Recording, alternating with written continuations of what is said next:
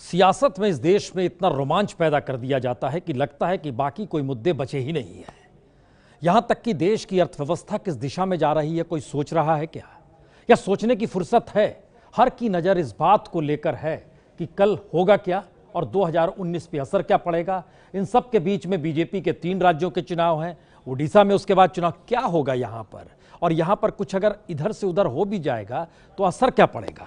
आइए जरा शुरुआत करते हैं अर्थव्यवस्था से। भारतीय इकोनॉमी पटरी से उतर तो नहीं रही।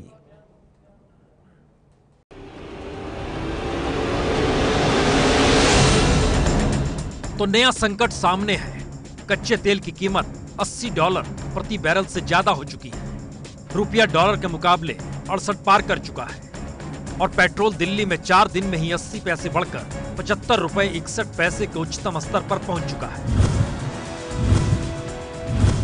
यानी अर्थव्यवस्था के संकट के सिरे आपस में जुड़ते जा रहे हैं। पेट्रोल डीजल महंगा होगा, महंगाई बढ़ेगी, स्थितियां बिगड़ती चली जाएंगी और रुपए के मुकाबले डॉलर और ज्यादा महंगा होगा तो फिर क्या असर पड़ेगा, यह सिर्फ सोचा जा सकता है।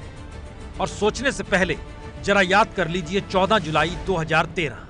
रुपये की कीमत दिनों दिन टूटती चली जा रही और ऐसा लग रहा है कि बहुत तेजी से भारत के वित्त मंत्री की उम्र के तक पहुंच जाएगी। जी, जिस वक्त नरेंद्र मोदी इस बात का जिक्र कर रहे थे तब वो प्रधानमंत्री नहीं थे और उस वक्त के वित्त मंत्री पी चिदंबरम पर करारा वार किया था क्योंकि उनकी उम्र 68 होने वाली थी।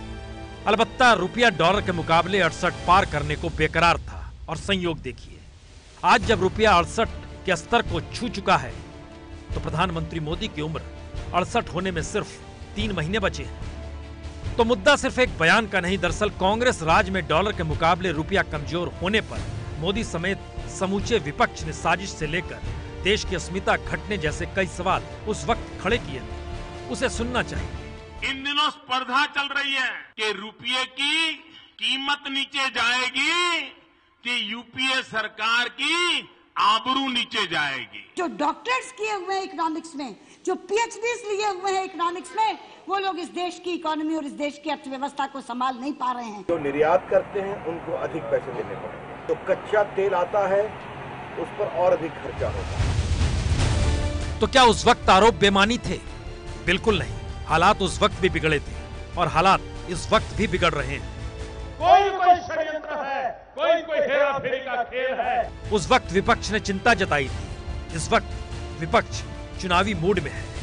उस वक्त सियासत के भीतर किसी तरह की बेचैनी नहीं थी कि सत्ता किस तरीके से गलत ट्रैक को पकड़ रही है। इस वक्त भी हर किसी की नजर में सिर्फ सत्ता है और शायद यही सबसे बड़ी वजह है कि बीते 1 वर्ष में कच्चा तेल जब $52 प्रति बैरल से बढ़कर $80 प्रति बैरल तक पहुंच चुका है और ये 90 होने की आशंका के इर्द गिर्द है। कच्चे तेल में $10 की बढ़ोतरी राजकोषीय घाटे में 0.1% का इजाफा करता है तो जीडीपी बढ़ोतरी दर को 0.10% कम करता है और महंगाई दर को 0.30% का इजाफा कर सकती है। तो इन हालातों से निपटने के लिए क्या वाकई सरकार तैयार है? सरकार वाकई तैयार नहीं है क्योंकि रुपया कब और लुढ़क जाए कहना मुश्किल है और जानकार मान रहे हैं कि डॉलर के मुकाबले रुपए की कीमत अगले 2 महीनों में 72 तक हो सकती है। ऐसे में ऑयल इंपोर्ट बिल बढ़ेगा, चालू खाते का घाटा बढ़ेगा, व्यापार घाटा भी बढ़ रहा है। जो कंपनियां आयात करती हैं उनका मार्जिन घटेगा। विदेशी मुद्रा भंडार पर असर दिखने लगा है। 4 मई को खत्म हुए हफ्ते में विदेशी मुद्रा भंडार $1.426 अरब घट गया। महंगाई बढ़ रही है। अप्रैल में ही खुदरा और थोक महंगाई दर बढ़ चुकी है, यानी ग्राहकों की जेब पर बोझ पड़ेगा। क्योंकि आम लोगों की तो ये पहुंच से बाहर हो जाएगा अगर ऐसे ही चलता रहा। की कीमत बढ़ती है तो हर चीज की कीमत बढ़ जाती है ना, बात ये है सारी। तो पर देश तो चुनावी मोड में है और मसला सिर्फ इस दौर में तेल रुपए का नहीं, बैंकों का घाटा भी है, एनपीए संकट भी है, रोजगार की परेशानी जस की तस है। बावजूद इसके देश की अर्थव्यवस्था पर ध्यान किसका है? चुनावी मोड में देश वाकई जा चुका है और सबको लग रहा है सत्ता में लौटे तो फिर सब चीजें ठीक हो जाएंगी। ये है एबीपी न्यूज, आपको रखे आगे।